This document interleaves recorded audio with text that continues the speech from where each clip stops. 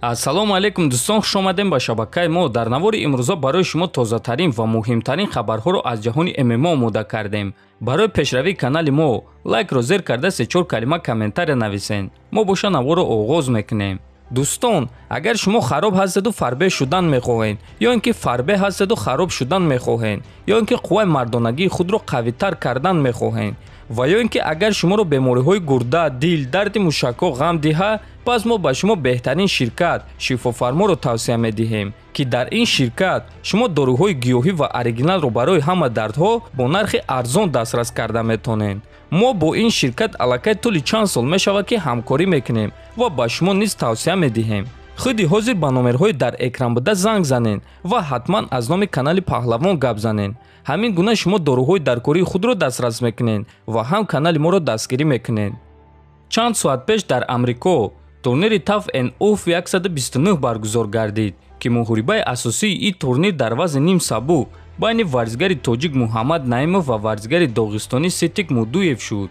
муҳориба аз 3 раунд иборат буд ва тамоми 3 раунд идома дод ва дар натиҷа Муҳаммад Наимов бо қарори на ҳамаи доваро ғалаба ба даст овард. ҳозир боша реаксияи Лоиқ Раҷабов ва Некрӯз Мирхоҷаевро пешкаш шумо мекунем. Лоиқ Раҷабов: табрик бародар Муҳаммад Наимов, защитаҳода гап нест, навиштааст Раҷабов. ва дӯстон, Лоиқ Раҷабов ҳимоя аз текдаунҳоро дар назар дошт, ки Муҳаммад дар ин муҳориба худро аз текдаунҳои рақиб хуб ҳимоя кард. Некрӯз Мирхоҷаев: хеле хурсандам барои ту, Муҳаммад Наимов, навиштааст Мирхоҷаев. дӯстон, муҳорибаи пурраро дар телеграм-канали мо Паҳлавон TG тамошо карда метонед. ссилкаи телеграм дар описани видео. ин ғалаба ҳафтум ғалаба барои Муҳаммад шуд ва дӯстон, бояд гуфт ки муҳориба хеле конкурентӣ буд ва чунин муҳорибаҳо ҷангуарро боз ҳам сахттар мекунад ва таҷрибаи ӯро калонтар мекунанд. ва чӣ хеле ки дидем, Наимов 3 раунд бе ягон камбудӣ ҷангида тавонист. боз як маротибаи дигар Муҳаммад Наимов даста ва мухлисони ӯро табрик мекунем. аллакай имшаб, яъне шаби 13 август турнири UFC Fight Night баргузор мегардад, ки муҳорибаи асосии турнир муҳорибаи рейтингӣ дар вазни 61 кг байни чемпиони пешинаи UFC Доминик Круз ва топови ҷангуар Марлон Вера хоҳад шуд. чанд дақиқа пеш ҷангуарҳо вазни даркориро карданд ва муҳорибаи рӯбарӯ гузаронданд. биёед тамошо мекунем.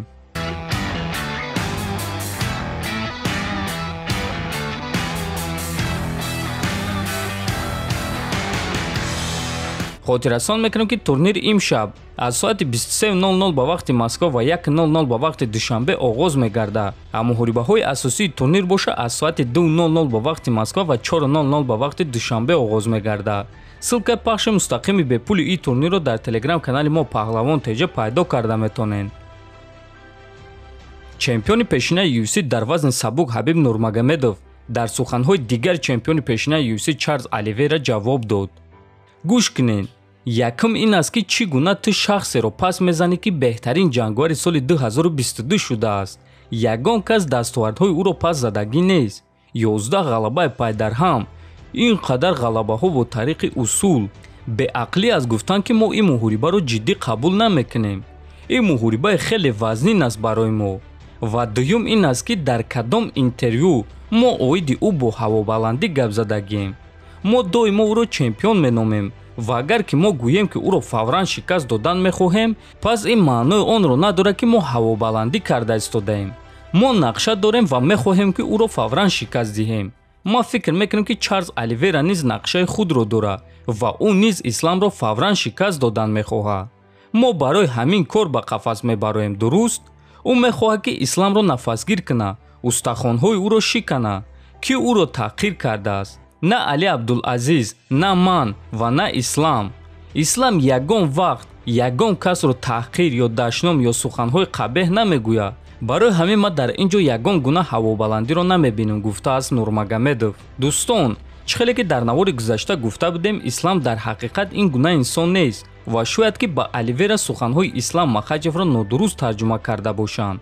шахсан худи ман ҳам ислам ва ҳам Чарлз Оливейраро сахт эҳтиром мекунам. Оливейра яке аз инсонҳои хуб ва чемпионҳои беҳтарин аст ва барои ин муҳориба онҳо набояд ки якдигарро пас зананд.